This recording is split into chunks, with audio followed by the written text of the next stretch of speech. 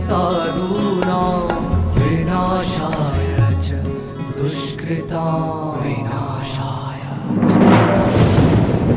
धर्म संस्थापनार्थाय संभवामि युगे युगे युगे युगे युगे युगे युगे यदा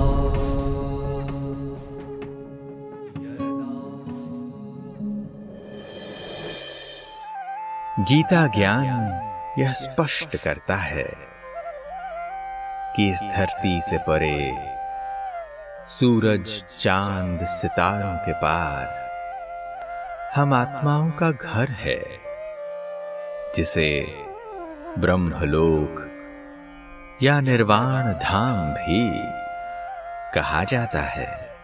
हमारे परमपिता परमात्मा भी यहीं वास करते हैं और हम सभी आत्माएं भी इसी धाम से सृष्टि रंगमंच पर अपना किरदार निभाने के लिए आए हैं।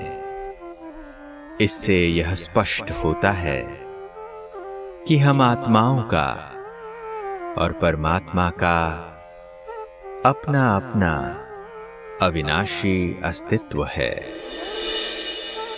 ओम शांति। सर्वशास्त्रमय शिरोमणि श्रीमद् भगवद गीता स्वयं श्री श्री भगवान के मुखारविंद से उच्चारित मानव कुल के उद्धार के लिए स्वयं भगवान ज्ञान सागर द्वारा बहाई गई ज्ञान गंगा, जिस ज्ञान भागीरथी में स्नान करने से हर मनुष्य आत्मा अपने पापों से तो मुक्त हो ही जाता है, साथ में अपने जीवन का लक्ष्य भी प्राप्त कर लेता है। मानव जीवन का परमोच्च पद जो है, परमात्मा सानिध्य, उसे प्राप्त कर लेता है।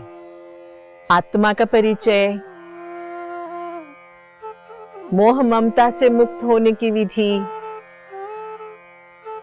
और मानव जीवन के संघर्ष से बाहर निकलने की विधि, ये सब बताते हुए परमात्मा गरिमा की उच्चतम सीमा को दर्शाते हुए मानव जीवन में अति सहज उपाय क्या है जो मनुष्य आत्मा चलते फिरते भी प्राप्त कर सकता है, उसकी ओर उंगली पकड़ के ले जा रही है गीता ज्ञान। कितने सौभाग्यशाली है हम मनुष्य आत्माएं। हमने अपने जीवन काल में स्वयं परमात्मा के उच्चारित अद्भुत ज्ञान गंगा का अनुभव किया, एहसान किया और उसका लाभ भी उठाया। इस अपने श्रेष्ठ भाग्य की महसूसता करते हुए उस परम पद को प्राप्त करने के लिए या उस परम धाम तक पहुंचने के लिए क्या विधि बताई है भगवान ने। निर्माण मोहा जित संग दोषा अध्यात्म नित्या विनिवृत्त कामाहा द्वंद्वैर् विमुक्ताः सुख दुःख समज्ञैः गच्छन्त्यमूढा पदमव्ययम् तत्। जो अव्यय स्थिति या अव्यय पद की प्राप्ति की बातें भगवान बताते हुए मनुष्य आत्मा को मार्गदर्शन कर रहे हैं, जिसकी बातें हमने पहले वाले अध्यायों में भी सुना है, उसका विवरण किया हुआ है। मान की अपेक्षा से मुक्त, अभिमान से मुक्त, मोह से मुक्त, संग दोष से मुक्त, आध्यात्मिकता की ओर अपने मन बुद्धि को लेते हुए और सबसे बुद्धि को हटाकर जो मेरे पास आएगा, मेरे शरण में आएगा, वो परम पद को प्राप्त करेगा। बहुत सहज उपाय। जब सहज उपाय की बात निकलती है तो ये जो बातें हम सोचते जा रहे हैं कि वो परम पद जहां से इस मानव वंश वृक्ष का मूल हुआ है, जिसे परम धाम कहा गया है, जो हम सबका घर है, जहां से हम यहाँ आ गए हैं और भूल गए हैं, वहां पहुंचने के लिए क्या तैयारी करें। क्योंकि एक राजा भोज की कहानी याद आती है। एक बार राजा भोज अपने दरबार में सभी के बीच में एक प्रश्न रखता है कि ऐसा कौन सा कुआं है जिसमें डूबने के या गिरने के बाद मनुष्य बाहर निकल ही नहीं सकता। ऐसा कौन सा कुआं है। तो सभी जो दरबारी थे निरुत्तर ही बन जाते हैं, उत्तर नहीं दे सकते। तो दरबार में जो मुख्य पंडित रहते हैं, राजा भोज उनसे पूछते हैं, वो भी जवाब नहीं दे सकते। उन्होंने समय की मांग रखी तो राजा ने कहा ठीक है, तुझे मैं 2 दिन का मोहलत देता हूं, उसके अंदर जवाब चाहिए। अगर जवाब नहीं मिला तो तुम राज्य छोड़ के चले जाओ, मुझे चेहरा नहीं दिखाओ वापस। वो गहरी सोच में पड़ जाता है कि ऐसा कौन सा कुआं है जिसमें गिरने के बाद, डूबने के बाद मनुष्य बाहर निकल ही नहीं सकता। शताय गताय कितना भी सोचे उसके मन में कोई जवाब नहीं सूझता।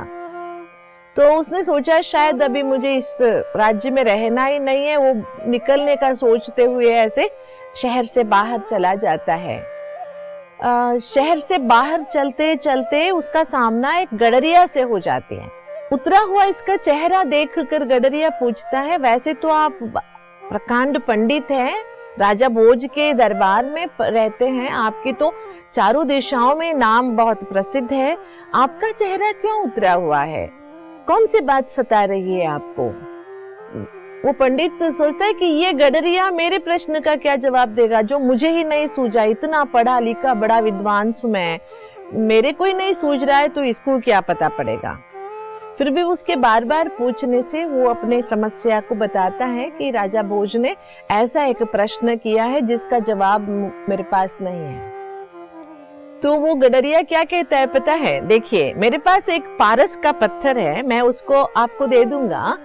अगर वो पारस पत्थर लेके आप कहाँ भी किस चीज को भी लगाओगे तो सोना ही सोना हो जाएगा। आप राजा भोज के बारे में क्यों सोचते हो, ये लेके चल पड़ो, जिंदगी खूबसूरत हो जाएगी। लेकिन पारस पत्थर देने के लिए मेरा एक शर्त है। वो शर्त ये है कि आपको ना मेरा चेला बनना पड़ेगा। हे विद्वान, बड़ा दरबार में बहुत मान्यता प्राप्त करने वाला, ये सोचता है मैं गडरिया का चेला कैसे बनूं। लेकिन इसको तो उस प्रश्न का जवाब भी चाहिए था और इतना सारा जो मिल रहा था, तो ठीक है, इसने कहा ठीक है कोई बात नहीं, मैं बन जाऊंगा, मेरा जवाब भी मिल जाएगा और शायद मुझे बहुत सारे खजाने भी मिल जाएंगे।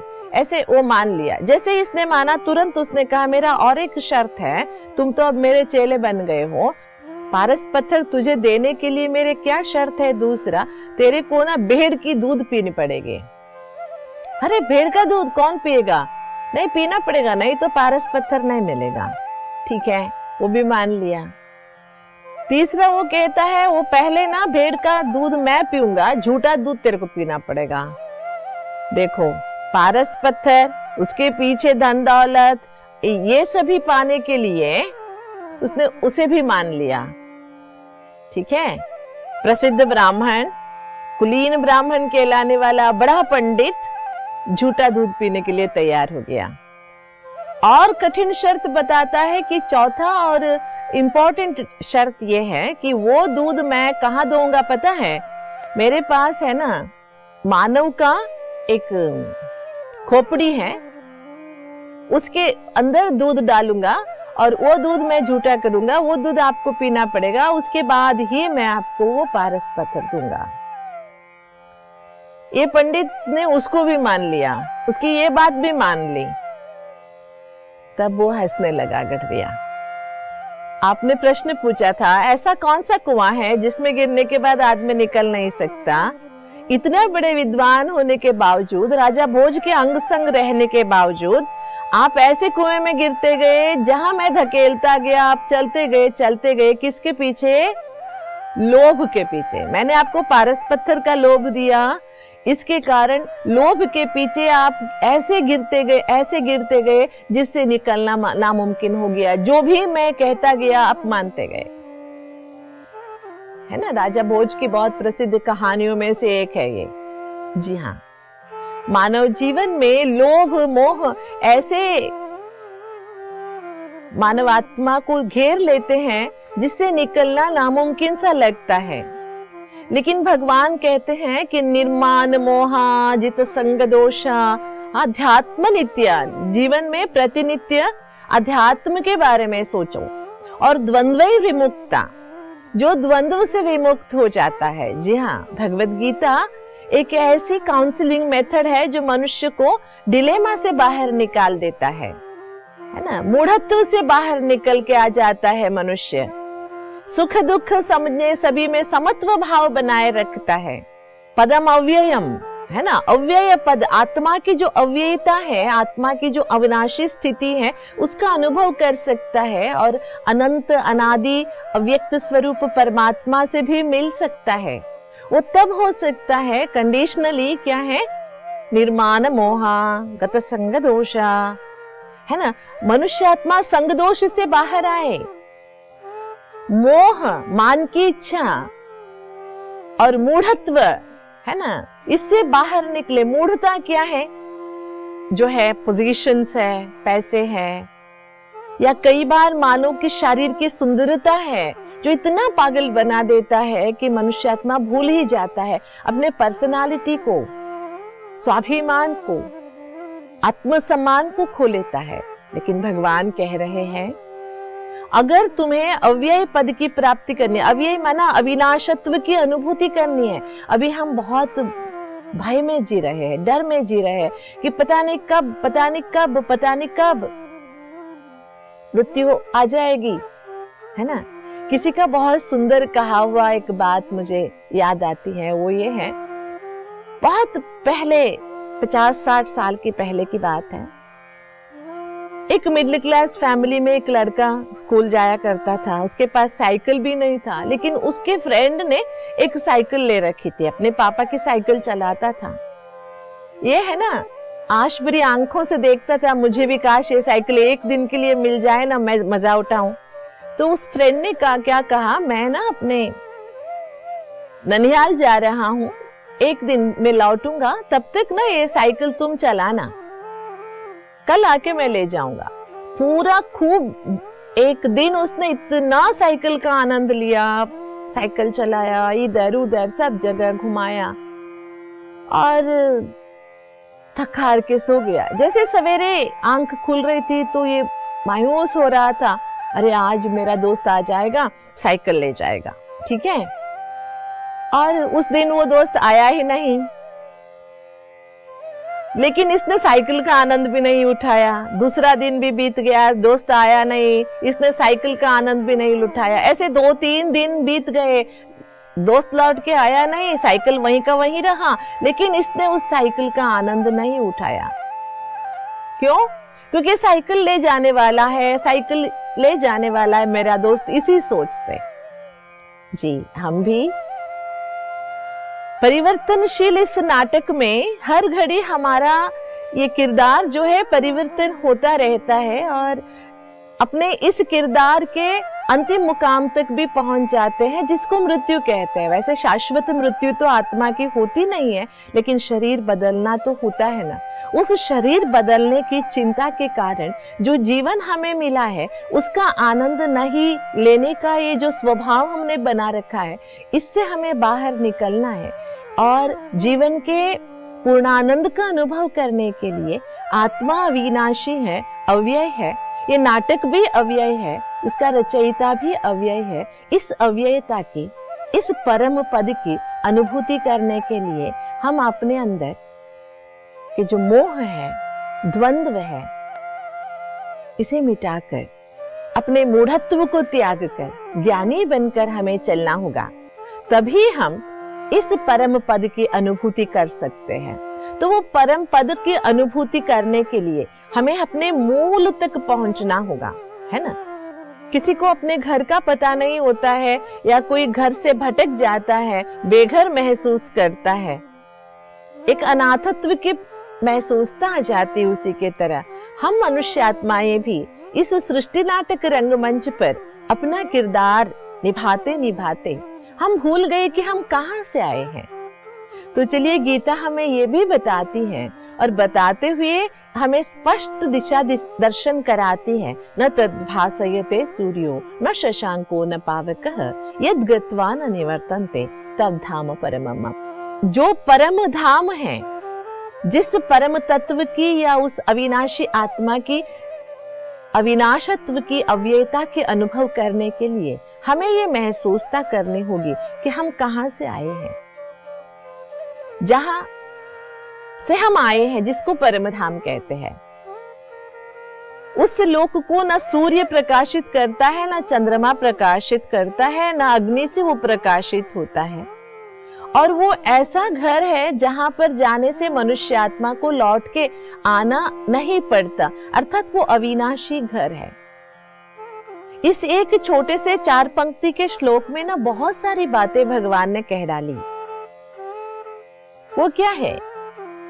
एक तो यह है परमात्मा और आत्मा का जो स्वरूप है, ज्योति स्वरूप, वो तत्वों से प्रकाशित नहीं होते। न परमधाम इन 5 तत्वों से प्रकाशित होने वाली, न सूर्य से, न अग्नि से, न चंद्रमा से, है ना। इन 5 तत्वों से परे रहने वाला है वो परमधाम।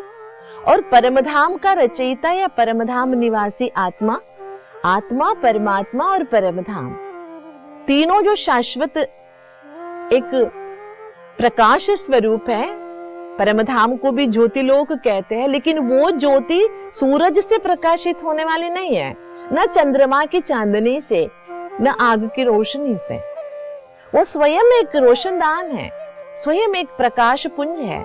और आत्मा उसके अंदर प्रकाशित होने वाली एक अविनाशी ज्योति चेतना है, एक प्रकाश स्वरूप है। देखिए, जिस प्रकाश स्वरूप को भूलने के कारण ही हमारे अंदर अंधकार छा गया। हम अपने प्रकाश स्वरूप को भूल के जड़त्व में फंस गए। इस जड़त्व से बाहर निकलना है तो अपने उस चेतना की महसूसता हमें करने की जरूरत है। इस दुनिया में या तो सूरज से प्रकाश मिलता है, या तो चंद्रमा से, या तो अग्नि से। अग्नि के अनेक रूप भी है, बिजली भी कहिए, या बहुत सारे जो अग्नि के रूप हैं। लेकिन इन सब से परे है आत्मा का स्वरूप, है ना। हाँ, एक दिन ये भी आ सकता है शायद सूरज के प्रकाश निकले ही ना, सूरज ठंडा हो जाए। बहुत सारे जो खगोल शास्त्रज्ञ हैं ऐसी बातें कर रहे हैं, एक ऐसा दिन आएगा जो पूरी तरह से धरती स्थगित हो जाएगी, सूरज का रोशनी आना बंद हो जाएगा। ऐसी बहुत सारी बातें चल रही है, क्योंकि ये तत्व है, इसकी एक सीमाएं हैं। लेकिन आत्मा एक अविनाशी ताकत है जिसका कभी नाश ना अंत हो सकता है। इसलिए भगवान ने ये स्वरूप बताया, परमधाम की बातें सुनाई कि हम सब उस परमधाम से यहाँ लौट के आए हैं, है ना। और इससे एक और बात हमारे सामने खुल गई, वो है हम सबका एक घर है, हम वहां के रहने वाले हैं। तो इससे ये स्पष्टता हो गई कि हम जाके परमात्मा में लीन नहीं होते हैं। घर जाना, है ना, पूरा दिन खेल कूद स्कूल होने के बाद बच्चा घर जाता है, इसका मतलब जाके अपने पापा में लीन नहीं हो जाता। घर एक रहने का स्थान है। ऐसे परमात्मा, आत्मा का परम धाम जो है, परमात्मा का भी निवास स्थान है और आत्मा का भी। जाके उसमें लीन नहीं हो जाते हैं आत्माएं। इससे आत्मा के अविनाशत्व की और अच्छी तरह से पुष्टिकरण हो गया कि आत्मा कभी किसी में लीन नहीं हो सकती। परमात्मा भी वहीं रहते, आत्माएं भी वहीं रहती हैं, लेकिन हर एक का अपना एक अस्तित्व है। और ये भी स्पष्ट हो गया कि हम कहाँ के रहवासी हैं। सूरज चांद सितारों से पार, जहां इनकी रोशनी स्वप्न में भी पहुंच नहीं सकती है, जो स्वयं प्रकाशित लोक है, सुनहरा है, जिसको 7th हेवन कहा गया है, 7वां आसमान कहा गया है, जिसको ब्रह्मलोक कहते हैं, जिसको परमधाम कहते हैं, जिसको निर्वाण धाम कहते हैं। वो है आत्मा परमात्मा का निवास स्थान, जिसे परम धाम के रूप से यहाँ पर परमात्मा ने स्पष्ट किया। ये तो हम सुनते आए हैं कि आत्मा पंच तत्वों से या 5 तत्वों से बनी हुई चीज नहीं है। मतलब आत्मा के अंदर जो रोशनी है वो बिल्कुल अलग है, 5 तत्वों की रोशनी से बिल्कुल अलग है। उसको हम महसूस कर सकते हैं। ये स्पष्टता से जो बातें हम 15वें अध्याय में सुनते आए थे, परम पद, अव्यय पद की प्राप्ति, वो ये है, कोई भूला भटका बच्चा जिसे अपने माता पिता की पहचान मिल जाए, अपने घर का पता चल जाए और वो घर पहुंच जाए, तो कैसे रहेगा बताइए। हम भी हजारों सालों से घर से आए, इस सृष्टि रंगमंच पर अपने अपने किरदार निभाते निभाते इतने किरदार के अंदर घुस गए, इतने पंच तत्वों के आकर्षण में फंस गए, रास्ता ही भूल गए वापस घर लौटने का। और जब दुख की घड़ियां पहाड़ के समान हमारे सामने खड़ी हो गई, तब हम पुकारने लगे परमात्मा को, इन दुखों से छुड़ाओ, क्योंकि आत्मा के अंदर कहीं ना कहीं परमात्मा के बारे में छुपा हुआ जो प्यार है और विश्वास है, भरोसा जो है, वो छुड़ाएगा जरूर। पहचान नहीं थी, पता नहीं था, फिर भी एक जो विश्वास अंदर बसा हुआ था, उस विश्वास के आधार से आवाज लगाने लगे। कहते हैं ना, दिल की आवाज दिल तक जरूर पहुंचते हैं, तो हमारे आवाज परमात्मा तक अवश्य पहुंचे और परमात्मा खुद अवतरित हुए हम मनुष्य आत्माओं को, भूले हुओं को रास्ता दिखाने। ऐसा अद्भुत रास्ता, ज्ञान का रास्ता जो परमात्मा से प्रदत्त होता है, जिस रास्ते पर चलते चलते हम मनुष्य आत्माएं अपने मंजिल तक अवश्य पहुंच जाते हैं। इसी सिलसिला आगे बढ़ाते हुए भगवान हमें समझाते हैं कि तुम्हारा घर ये है। इससे क्या हो गया? शरीर से अलग एक चेतना के महसूसता कई सारी समस्याओं से ऊपर हमें ले जाती हैं, और शरीर से अलग की महसूसता करते हुए अगर हम अपने सोच को ऊपर ले जाए, जिसे परमधाम कहा गया है, तो मनुष्य आत्मा अपने मूल स्वरूप को अनुभव कर सकता है।